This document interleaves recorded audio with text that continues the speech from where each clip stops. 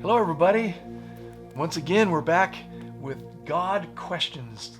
My name is Pat McDonald, and Celine and I get a chance to pastor here at Word of Life Fellowship, and I am your host for this series of videos. Tonight, we are on video number 4. With regard to this whole class, if you're just joining us for the first time, I want to encourage you, invite you to watch video number 1. You can get a little better feel about what the purpose and what the goals for this class is all about. But just in short, we all have questions for God, but do we know that God has questions for us? And He's not looking for information. He's looking to see that we understand what He wants. So He asks us these probing questions, hopefully to open our hearts and minds to dive into a deeper dimension of understanding of what He has, that He wants to do in our lives, through our lives. So let's dive into God questions. Tonight's question, it's from Ezekiel chapter 37, verse 3. In the New King James, it says, "And He said to me," and this is, of course, God speaking to the prophet Ezekiel. So God said to Ezekiel, "Son of man, can these bones live?" The NLT says it this way: "Can these bones become living people again?" Living people. Let's get a little background to this. Ezekiel was born 622 BC in Jerusalem, and he died 570 BC in Babylon. That made him a contemporary of Jeremiah and Daniel, a little younger than Jeremiah, a little older than Daniel. But most importantly, it makes him a contemporary of some of the most brutal and cruel experiences that the nation of Israel, particularly the nation of Judah, ever experienced. He was there for the total destruction of Judah. He was there for the destruction he was alive during the destruction of Jerusalem and the total annihilation of the temple that Solomon built. He was also among the Jews that were stripped from the land, taken captive into Babylonian exile. Now, I'm sure Ezekiel witnessed some of the most, inhumane cruelty and brutality that the human race can inflict on itself. With this background and with this past, God takes Ezekiel in a vision. God takes him to this valley full of dry bones. Now let's stop for a minute here and think about this. In America today, we are very sensitive to traumatic stress, PTSD. And these are real factors. They really affect people's lives, short-term, middle-term, long-term.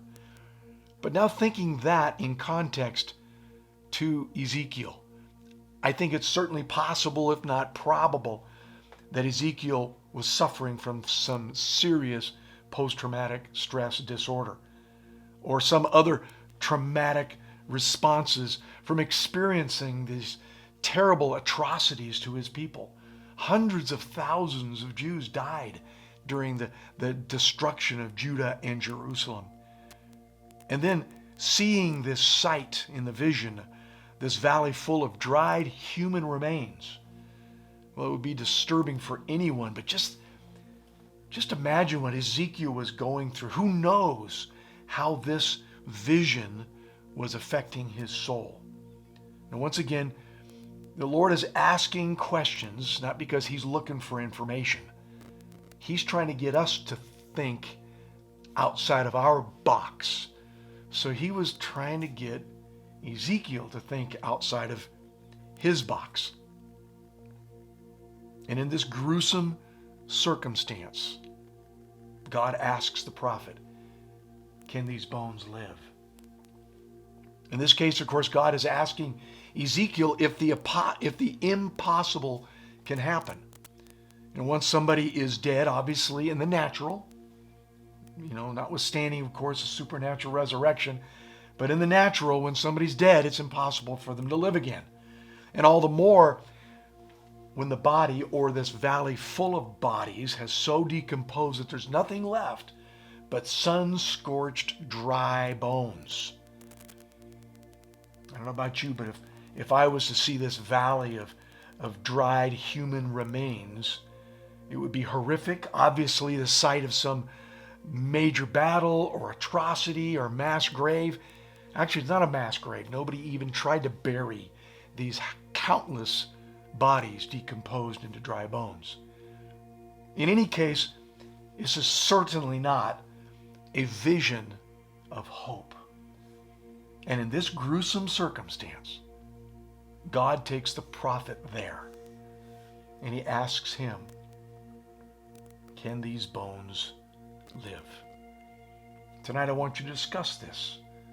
Discuss it amongst yourself. But let me toss a few other, hopefully thought-provoking questions and perspectives. Was it insensitive for God? Yeah, it's kind of a crazy question. Can God be insensitive? Was it insensitive for God to bring Ezekiel to this valley full of dry bones? Does God sometimes take us seemingly insensitively to our valley of dry bones? Question for all of us tonight with this video is, what are our valleys of dry bones? Can God take you there and ask you this question? Obviously, God can do anything he wants. So I guess really what I'm asking is, will we allow him to take us there and ask us those questions? Or we will just, Lord, I can't do this. I can't take this. You know, it's hard enough to believe for the impossible, for dry bones to live.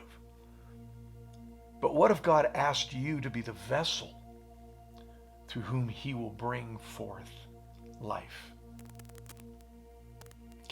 Can we believe for life to come forth for other people's valley of dry bones?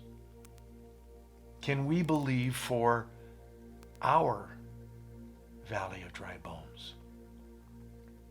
Can we believe? We can believe for God to do a miracle in somebody else's marriage. Can we believe for God to do a miracle in our marriage? Or we can believe for God to do a miracle in the lives of somebody else's children or somebody else's job or somebody else's ministry in church. But can we believe for God to do a miracle in our children, in our ministry, in our job, in our church? How about our finances? Can we believe that God will do that miracle for us? Can we believe that God is going to raise up what is totally destroyed and totally dried bones and cause them to live again? How about our community? We live in a state, the state of California, which seems in a hopeless state of affairs. Can we believe that God is going to raise up our state? Can we believe that God can turn around our nation? And it's not even dead yet. Another question that really stirred my heart is, are we willing to be the mouthpiece to speak forth life in other people's lives? But even harder still, can we believe God to speak forth? Can we receive his instruction and assignment to speak life into our own valley of dry bones? So I ask you that question. Son of man, can these bones live? And before you can go away on that one, what was God's response to Ezekiel when he said, Lord, you know? What was Ezekiel supposed to do, certainly initially, that would cause him to be that vessel, to be the one that stimulates life? He was to prophesy. He was to speak. He was to declare the word of the Lord over those those dry bones, over that entire valley. So today I leave this question with you and this further question. Can we speak God's promises to our dry bones? I want you to discuss that.